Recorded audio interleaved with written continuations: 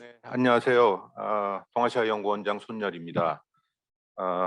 먼저 제 9차 한일 미래대화를 개최할 수 있어서 대단히 기쁘게 생각을 합니다. 이 자리를 빌어서 회의를 공동 개최해 주신 쿠도 야스시 겐론엠피오 대표님, 그리고 박인국 최종현 학술원 원장님, 화영선 동아시아 연구원 이사장님, 그리고 실무로 수고를 해주시는 세 기관의 담당자 여러분들께 특별히 감사를 드립니다. 또 지난 올해가 9년이 됐습니다. 지난 2013년 한일 미래대화의 3파역을 맡아주셨던, 그리고 지난 9년 동안을 이끌어주신 이숙종 원장님, 그리고 당시 그 신갑수 대사님, 정말 수고 많으셨다는 말씀을 드리고 싶습니다. 또 오늘 회의에 시간을 내주셔서 그 패널에 참석을 해주신 한일 양국의 귀비인 여러분들, 사실 일일이 그 호명을 해드리고 싶지만 시간 관계상 생략을 하겠습니다. 진심으로 감사의 말씀을 드립니다. 이번 한일 미래대화는 뭐 주지하다시피 수교일의 최악으로 경색됐다고 얘기를 하는 한일 관계, 보다 정확히 얘기하면 한일 정부 간 관계가 되겠죠. 그렇게 그 상황이 악화된 지 벌써 세 번째를 맞는 미래 대화가 되겠습니다. 역사 문제를 둘러싼 갈등이 수출 규제와 무역 갈등으로, 그리고 지소미아 종류를 둘러싼 안보 갈등으로 확산되고, 그 이후에도 양국 정부 간에는 크고 작은 다툼들이 이어지고 있습니다.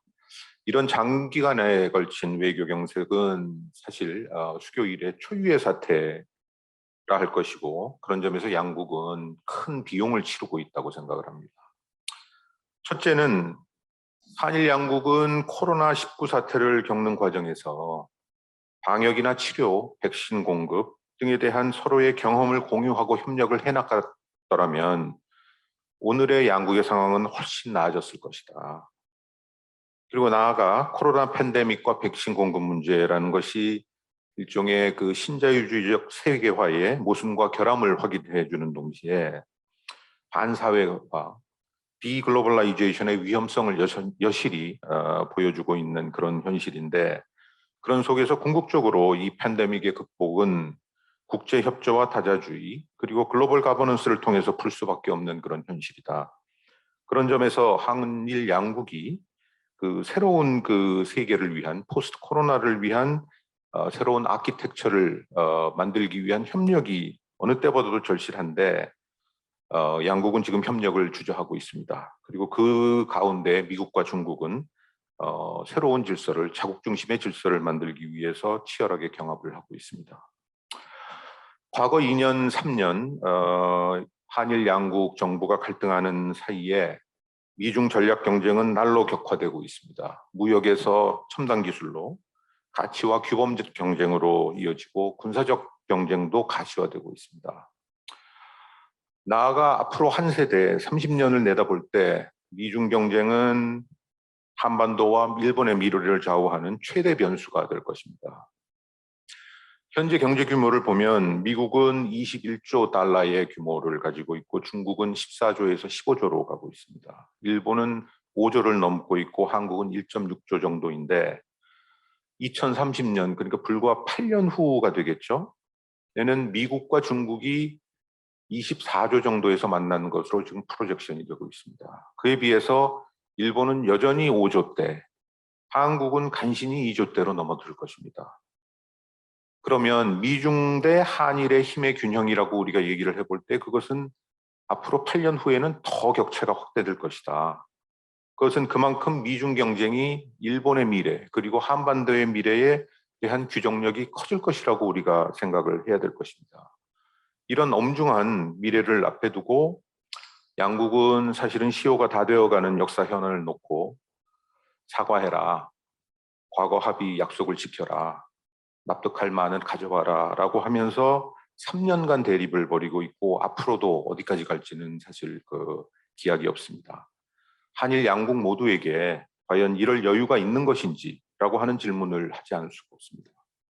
이번 그 여론조사 결과를 보면, 특히 한국 측의 여론조사 결과 보면 여러 항목에서 한국 국민들은 일본과의 협력의 시그널을 보내고 있습니다. 때로는 상당히 강한 시그널을 보내고 있습니다.